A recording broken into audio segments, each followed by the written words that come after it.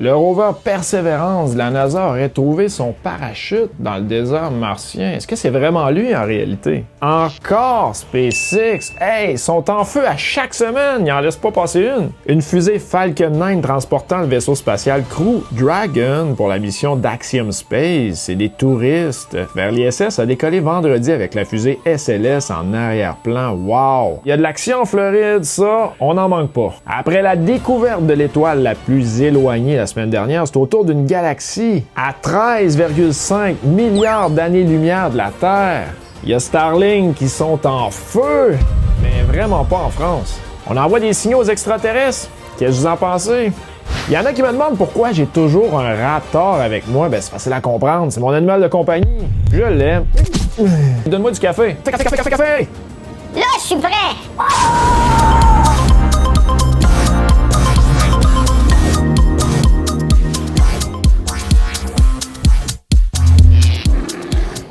Le rover Perseverance de la NASA aurait trouvé son propre parachute dans le désert martien.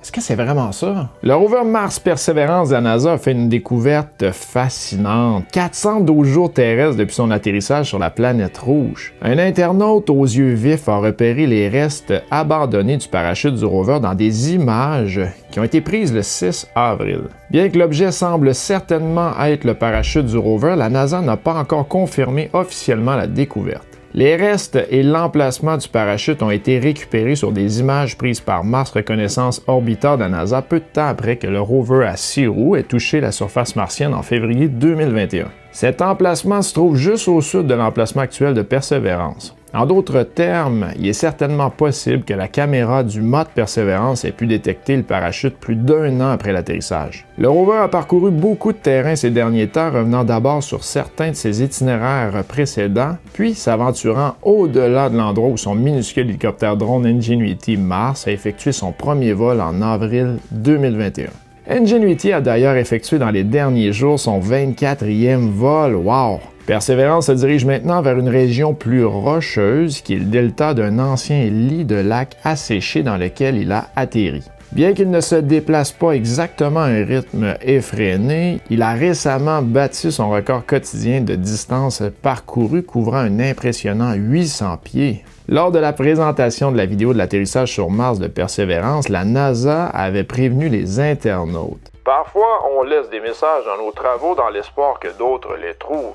Donc, on vous invite tous à tenter votre chance et à nous soumettre vos propositions. Il n'y a pas eu à attendre longtemps. En quelques heures, un étudiant français et son père avaient décrypté un message caché dans la toile du parachute du rover. Couvert de bandes blanches et rouges inégales, le motif présent sur le parachute cache en fait un message codé en binaire, un système d'encodage composé de 0 et de 1. Ici, la couleur blanche correspond au 0 et la couleur rouge au 1. Si l'on regarde bien, le parachute peut aussi être décomposé en 4 cercles, qui correspondent chacun à un mot. Dans ces cercles, en isolant les rainures du parachute par 10 et en leur attribuant la valeur correspondant à leur couleur, 0 ou 1, on finissait par décoder le message caché. Alors ici, quand on regarde le premier cercle, on va prendre lui du centre, on regarde toujours dans le sens des aiguilles d'une montre, on voit les codes, il y en a 4. Si vous regardez chacune des rainures, donc il y a du blanc, il y a du rouge, ça commence avec la lettre D, par la suite A, il y a le R, suivi du E. Et tout ça, ça fait un mot, donc there. Après ça, on pourra poursuivre avec le cercle, le deuxième cercle. On continue avec le troisième et l'extérieur. En quelques heures, les internautes sont donc parvenus à décrypter le message suivant. Dare mighty things ou oser des choses grandioses. Suivi des coordonnées géographiques de quel emplacement sur Terre, croyez-vous? Et oui, cela correspond à l'emplacement du laboratoire Jet Propulsion de la NASA où a été construit le rover Perseverance. Dare mighty things ou oser des choses grandioses, c'est d'ailleurs le slogan du laboratoire de la NASA. Puis ce slogan-là aurait été probablement appris de Roosevelt qui l'avait écrit à l'époque. Regardez comment ce texte était merveilleux.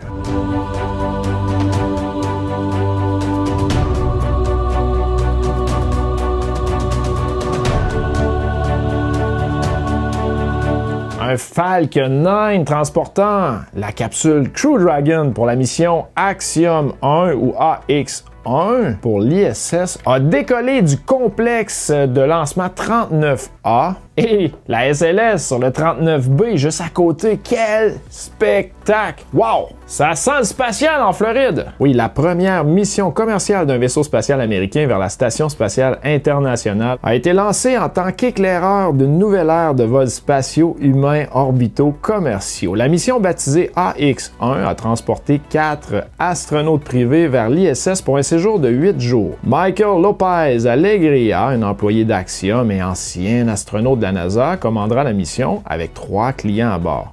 Larry Connor des États-Unis, Mark Patty du Canada et Ethan Stibbe d'Israël. Juste pour vous dire, Michael Lopez Alegria, c'est le vice-président d'Axiom Space qui a 63 ans. Puis c'est pas n'importe qui, c'est un ancien de la NASA qui a déjà à son actif près de 258 jours dans l'espace et 10 sorties extravéhiculaires. Il a participé à 3 missions avec la navette spatiale américaine et effectué un séjour dans l'ISS. Puis en passant, le fondateur d'Axiom Space, Michael Suffredini, c'est l'ancien responsable du programme de la Station spatiale à la NASA de 2005 à 2015. Larry Connor, Mark Patty et Ethan Stibbe ont payé chacun environ 55 millions de dollars pour leur séjour. Ça va baisser, mais là pour l'instant, c'est encore cher. Alors que des astronautes non professionnels ont visité la station par intermittence pendant plus de 2 décennies, toutes les visites précédentes impliquaient des missions Soyuz vers la station. Ces missions avaient également toutes au moins un cosmonaute gouvernemental à bord. AX-1 en revanche est la première mission impliquant un vaisseau spatial américain et la première dont l'équipage est entièrement composé de particuliers plutôt que d'employés du gouvernement. Cette mission est le début pour cette compagnie qui vise à long terme l'installation d'une série de modules commerciaux à l'ISS qui serviront plus tard de noyau d'un espace autonome. La mission est également un éclaireur pour la NASA car elle s'habitue à avoir des astronautes commerciaux sur le segment américain de l'ISS qu'ils ont rarement visité lors de missions russes passées. L'intérêt des occupants porte généralement sur 2 choses principales. Avoir accès à la coupole pour qu'ils puissent obtenir de superbes photos par la fenêtre et utiliser le courrier électronique.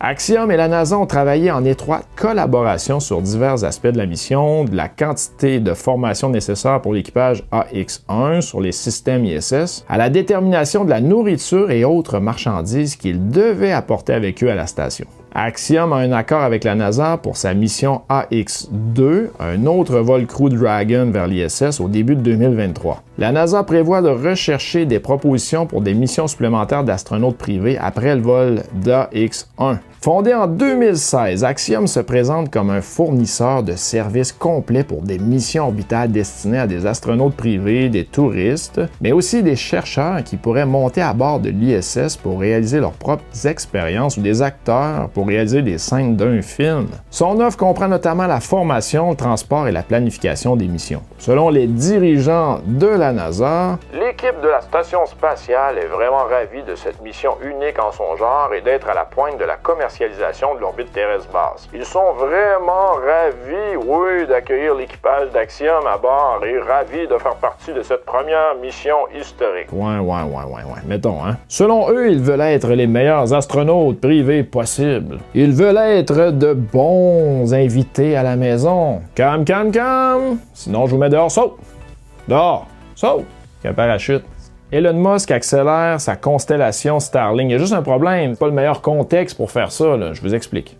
Tout d'abord, d'un côté, la NASA s'inquiète d'un futur encombrement des orbites et la France prive l'opérateur de ses fréquences sur son territoire. Hey, c'est gros ça, la France a dit non à Starlink cette semaine. De l'autre côté, la société contribue à sauver l'Internet en Ukraine pendant le conflit. Elon Musk a annoncé le 29 mars sur Twitter vouloir doubler le nombre de ses satellites en orbite basse à 550 km d'altitude pour atteindre le nombre de 4200 services d'ici 18 mois et promet de fournir un service d'Internet à haut débit jusque dans les régions les plus reculées du globe. Mais Starlink vient de se faire refuser ses fréquences en France après un recours devant le Conseil d'État des associations environnementales. C'est donc un nouveau revers pour Starlink qui proposait son service en France depuis mai 2021. Curieusement, la société d'Elon Musk est également surveillée par la NASA qui a adressé début février un courrier à la Commission fédérale des communications dans lequel elle s'inquiétait de la volonté d'Elon Musk d'obtenir une autorisation en vue de lancer 30 000 satellites. Pour l'agence spatiale, l'encombrement des des orbites basses, 42 000 satellites, dont beaucoup pourraient tomber en panne, augmenterait le risque de collision et donc de débris, menaçant alors l'avenir des communications par satellite. Plusieurs menaces de collision avec des satellites de SpaceX ont déjà été émises ces derniers mois. Il y a également beaucoup d'astronomes qui sont contre,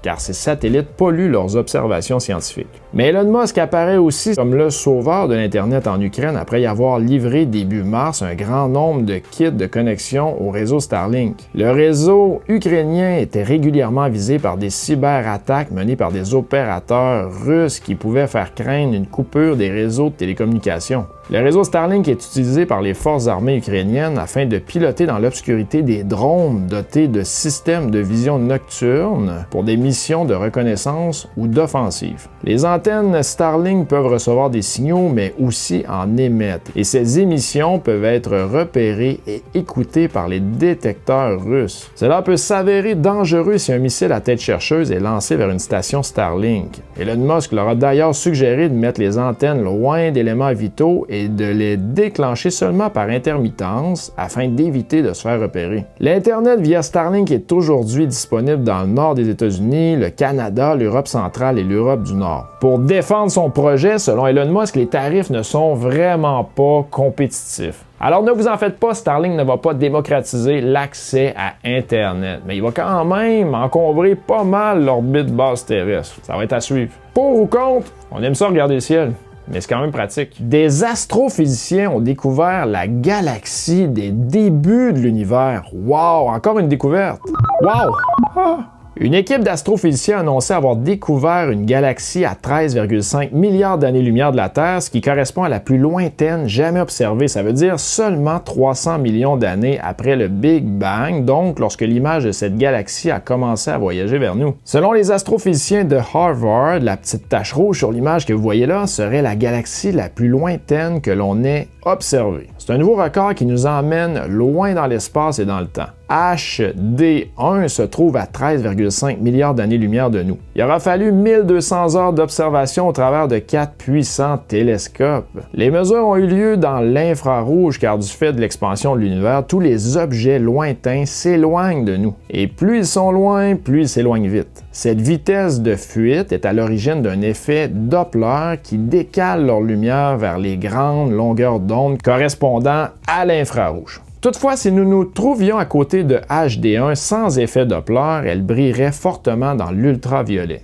Et cette intensité intrigue les chercheurs. Et pour l'expliquer, il y aurait deux hypothèses. La première, la galaxie HD1 formerait de nouvelles étoiles à un taux incroyable, environ 100 par année. Par comparaison, la Voie lactée en fabrique moins de 10 par année. La toute première génération d'étoiles qui s'est formée dans l'univers était plus massive, plus lumineuse et plus chaude que les étoiles actuelles, donc capable de produire davantage d'ultraviolet, d'où la luminosité extrême de HD1. Mais la seconde hypothèse envisage la présence d'un trou supermassif d'environ 100 millions de masses solaires au cœur de la galaxie. Le rayonnement ultraviolet serait émis par les énormes quantités de gaz accélérées à la vitesse de la lumière avant de disparaître dans le trou noir. De plus, la plupart des galaxies en possèdent un en leur centre, à commencer par notre Voie lactée qui abrite un trou noir de 4 millions de masses solaires. En revanche, comment expliquer qu'une telle quantité de matière se soit agrégée en si peu de temps? Mais la suite appartient désormais au télescope spatial James Webb qui sera bientôt opérationnel. L'instrument nous permettra de remonter encore plus loin d'au moins 100 millions d'années-lumière par rapport aux performances actuelles et nous permettra de découvrir de nouvelles galaxies imperceptibles sur le plancher des vaches.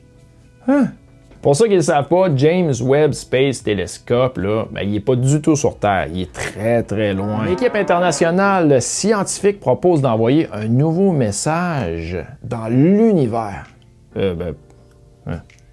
Depuis plusieurs années, les astronomes ont découvert plus de 5000 exoplanètes et confirmé ainsi l'idée qu'une forme de vie évoluée a pu se développer ailleurs dans l'univers. C'est pourquoi une équipe internationale de chercheurs propose aujourd'hui de renvoyer un message vers une future civilisation communicante. Mais un message plus élaboré que ceux envoyés dans le passé, dont l'objectif serait de fournir un maximum d'informations sur notre société et sur l'espèce humaine. C'est l'ambition du projet Beacon in the Galaxy ou BITG, ou si vous préférez, un phare dans la galaxie. Parce que dans l'aviation, quand on dit beacon light, là, c'est la lumière sur le dessus, c'est un phare. C'est la beacon, la rouge, beacon light. L'ennui, c'est que déjà lorsque Frank Drake, un astronome américain pionnier de la recherche de civilisations extraterrestres intelligentes, a conçu un prototype du message d'Arecibo, les collègues auxquels il l'a envoyé n'ont pas réussi à le déchiffrer. Là. Et puis, sommes-nous réellement certains que les extraterrestres visés seront capables physiquement de voir les images ainsi codées? Aujourd'hui, les chercheurs envisagent d'appuyer leur message sur un alphabet bitmap créé il y a presque 20 ans par des physiciens. En pratique, ils comptent d'abord envoyer un nombre premier pour signifier que le message à suivre est bien artificiel. Puis, utilisant l'alphabet bitmap, le message introduirait notre système de numération en base 10 et quelques notions de mathématiques. Puis, le message utiliserait la transition spin-flip de l'atome d'hydrogène, une sorte d'unité de temps universelle, pour expliquer la notion de temps et marquer le moment auquel le message a été envoyé depuis la Terre. Pour introduire aussi des éléments du tableau périodique et même révéler la structure et la chimie de notre ADN et des acides aminés. Puis sur le Golden Record que j'ai en arrière de moi, lui qui est sur les sondes voyageurs, eh bien, on l'avait justement, juste ici, l'atome de l'hydrogène. Tout vous expliquer ça là, dans une vidéo là, bientôt, là, c'est vraiment intéressant. Pour envoyer, il faut attendre le bon moment, entre mars et octobre selon les chercheurs, lorsque notre planète se trouve à un angle de 90 degrés entre le Soleil et sa cible, un anneau dense d'étoiles situé près du centre de la Voie lactée à quelques 13 000 années-lumière de nous. De quoi minimiser les risques que le message se perde dans le bruit de fond émis par notre étoile. Et malgré cela, vous l'aurez compris, il nous faudrait patienter ensuite des milliers d'années avant de seulement pouvoir espérer une réponse. Et c'est finalement le débat que cette équipe internationale de chercheurs souhaite rouvrir, inviter tous les habitants de la Terre à participer à cette discussion fondamentale. Encourager les gens à y réfléchir, ne serait-ce que parce que le besoin de communiquer est inscrit dans nos gènes, ou parce que si nous devions un jour prochain nous lancer dans le voyage interstellaire, nous pourrions être heureux de profiter de l'aide de civilisations voisines. Wow, Star Wars, let's go, c'est le temps là, on y va! Il y a beaucoup de mes abonnés qui viennent de la France, puis j'en suis vraiment heureux. Fait que c'est mon devoir aujourd'hui de vous informer de quelque chose de vraiment spécial. Dès aujourd'hui, vous pourrez aller dans la Cité de l'Espace, profiter du tout nouveau terrain martien et y voir rouler le rover Perseverance et Zhurong. Ça a l'air tellement passionnant. Moi, je suis en Amérique, je vois plus dans les musées de l'Amérique, Washington, Floride, Los Angeles, mais vous autres, si vous êtes de l'autre côté, manquez pas ça. Depuis bientôt 25 ans, la Cité de l'Espace raconte et montre l'exploration spatiale. Réplique d'Ariane 5, un double de la station Mir, une exposition lunaire, il ne manquait plus que Mars parmi les indispensables. Mais à partir du 5 avril, le public peut le voir. Ce cratère de 900 mètres carrés héberge un amphithéâtre qui pourra accueillir plus de 200 personnes pour voir 2 rovers martiens rouler et manipuler. Bien sûr, ce ne sont pas de vrais rovers, mais des répliques robotisées très fidèles et à taille réelle. Ils seront pilotés par la brillante équipe animation de la Cité de l'Espace, même si l'idée de les rendre autonomes est à l'étude pour plus de flexibilité. Les rovers seront montrés et pilotés devant le public lors de séances quotidiennes racontant l'exploration martienne pendant une trentaine de minutes. Le décor a été soigneusement préparé afin de rendre l'expérience la plus immersive possible. ChemCam et SuperCam, c'est quoi ça? Eh bien, c'est des instruments à la tête du rover Curiosity et Perseverance. Les deux instruments totalisent plus d'1 million de tirs laser sur Mars, dont un peu plus de 10% déjà réalisés par l'instrument SuperCam. Pour rappel, les deux instruments ont le même fonctionnement. Analyser la nature chimique des roches martiennes en étudiant le rayonnement qu'elles émettent quand on leur tire dessus au laser. C'est une grande réussite française et toulousaine. Dernièrement, c'est le microphone de SuperCam développé à Toulouse qui a permis de déterminer la vitesse du son dans l'atmosphère martienne qu'on a entendu dans ma dernière vidéo la semaine dernière. Allez-y, moi je donnerais tout pour y aller. Vraiment. Et du côté, de Twitter cette semaine, on commence en force avec des photos du décollage d'Axiom Space. Peut-être pas si tôt, problème avec le guidage, la caméra, la faute à Dragon ou à l'ISS. Ça n'a pas si bien été Axiom pour ce qui est du docking à la Station spatiale internationale.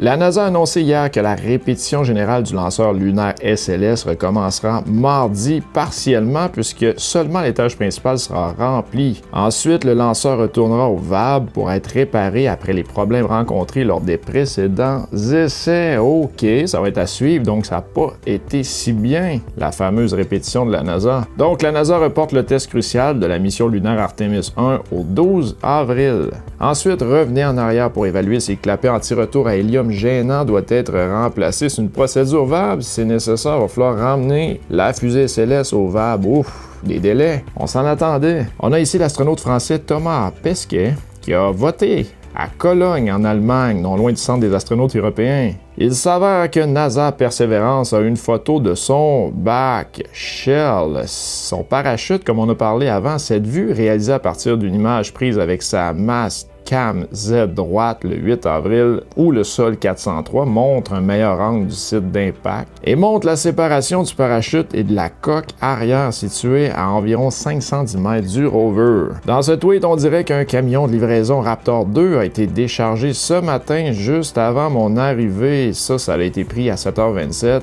dimanche. Les astronautes de la Station spatiale de Tiangong, CSS, ont organisé une session de questions-réponses sur les sciences spatiales avec des étudiants aux États-Unis le 9 avril. Après les cours de Tiangong organisés en Chine, l'ambassade de Chine a également organisé des activités sur place avec la participation d'Elon Musk et d'astronautes de la NASA. C'est intéressant. Regardez les 6 vaisseaux spatiaux stationnés au Space Station, dont le SpaceX Dragon Endurance et Endeavour, le North Grumman cargo spatial Cygnus, puis le navire russe Soyouz MS-21. Il y a également les navires de ravitaillement Progress 79 et 80. Hey, il y a du monde dans la station! En ce jour de 1959, on part de dimanche, NASA nous a présenté 7 héros américains. Les astronautes du projet Mercury, les Mercury 7, étaient Alan Shepard, Gus Grissom, Gordon Cooper, Ali Shira, Dick Slayton, le boss de la NASA, John Glenn et Scott Carpenter. Des beaux souvenirs, l'histoire du passé se poursuit, continue à me suivre. On a Elon Musk qui a écrit dans un tweet « La météo est fausse, j'ai vu Truman Show ». Moi aussi je l'ai vu Truman Show, puis c'est vrai, je peux vous dire que la météo est pas très précise. Regardez-moi ces statistiques américaines. Ouf! Regardez-moi les vues depuis les dunes de la plage, ça a été pris le 9 avril. Wow, SpaceX avance! Et regardez l'ombre au pôle sud de la Lune, quelle belle photo que j'ai trouvée sur le web, sur Twitter. Et pour bien commencer la journée, un petit pic de tempête géomagnétique de niveau G3. Bon dimanche! Regardez-moi ça, la ligne rouge. Le soleil est très actif encore. En 2019, les scientifiques ont publié la première image d'un trou noir capturé par le télescope Event Horizon. Hey, quelle belle image! C'est un beau souvenir, ça. Et regardez ce qui se passe quand un ingénieur part camper. Wow! Quelle belle idée! On a ce tweet qui dit également « Chers employés de Starbase, s'il vous plaît, arrêtez de jeter des ordures. C'est un problème permanent. Cordialement, votre plus grand supporteur local. » Ben oui, regardez-moi tous ces déchets partout. Let's go, on fait attention, hein? Et ça complète mon tour d'horizon pour les nouvelles de Twitter. Et la question de la semaine avec notre sujet sur la recherche de traces de vie. Croyez-vous que ce serait une bonne ou une mauvaise idée d'envoyer un message aux extraterrestres? Je sais pas, là, mais je vous regarde. D'après moi, c'est pas une très bonne idée, là. Et ça complète l'actualité spatiale de cette semaine. Je termine en vous disant, partagez vos connaissances puis votre passion. Influencez le monde au lieu de faire comme tout le monde, c'est bien plus fun. Et comme disait le Dalai Lama, hey, je trouvais la phrase vraiment le fun, je vous la partage. L'homme me surprend. Il sacrifie sa santé pour gagner de l'argent. Ensuite, il sacrifie de l'argent pour recouvrer sa santé. Il est si inquiet pour l'avenir qu'il ne profite pas du présent, le résultat étant qu'il ne vit ni dans le présent ni dans le futur. Il vit comme s'il ne mourrait jamais, puis mourrait sans avoir vraiment vécu. Fait réfléchir, hein? Êtes-vous de même? Ben d'ici là, oubliez pas de vivre et d'aimer le ciel. Il est tellement beau le ciel, il est magnifique. Et oubliez pas qu'à chaque semaine, le futur, lui, ben il commence maintenant. On se voit la semaine prochaine. Adios, amigos!